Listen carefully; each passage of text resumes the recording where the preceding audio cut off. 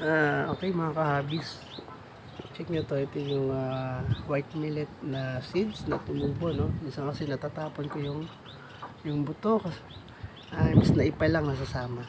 So ayan sila tumubo. So try ko ipakain yan sa ating mga ibon. Yan. So meron tayong all pinks. Yan. So gustong gusto po nila yan. Tapos dito zebra pinks.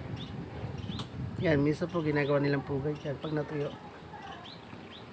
At ito naman ang ating kakatail. Nako, enjoy na enjoy yan. Basta mga ganyan. Malunggay, bunga ng malunggay, basta mga napaka-healthy po kasi yan. At yan, may mga egg na naman yan sa kanilang mga box. Yan, check po natin. Yan, no? So, gusto nila yan. So, naglagay din ako sa ating golden.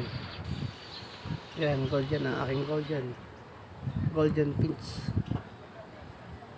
So medyo mano tong golden parang maselan. Pero nakita ko naman kinain, hindi naman nila. Okay, yan ang male ng golden. Napakaganda. Yan.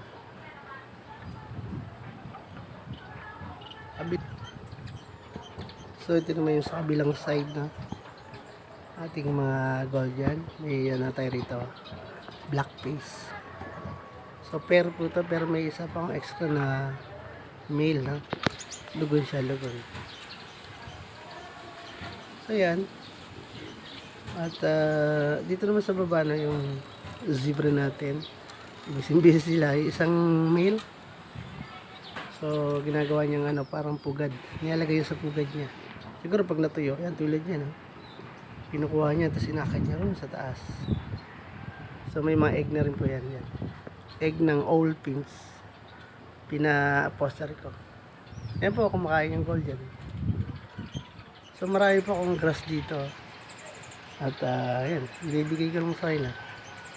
Kumbaga, sayang din naman. So, nagbigay din ako sa mga society pinks. Kaso medyo may love sila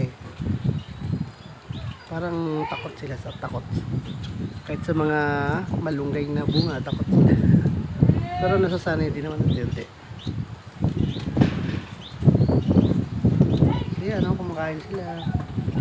At enjoy na enjoy. Napaka-healthy pa niya, no? So, ang canaries seed saka white millet ay may maraming source po yan ng ating mga vitamins tulad ng proteins at mga fats saka vitamin D. So yan, napaka-healthy kasi sariwa zebra pinks. Alam ko may egg na rin po yan, hindi ko lang masabi, pero lagi po silang nandun sa kanilang pugad.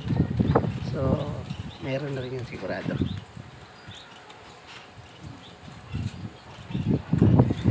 Oh, wow.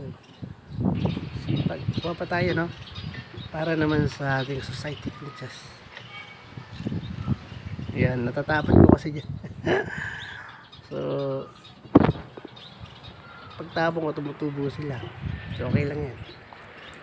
Kasi naman, sayang din kung itapon ko sa basura. Di pa lang po yung yung tinatapon doon. Hinihipan po kasi yan. Nasasama yung may laman pa. Yan sa ating society. Okay, thank you sa panonood yan ng ating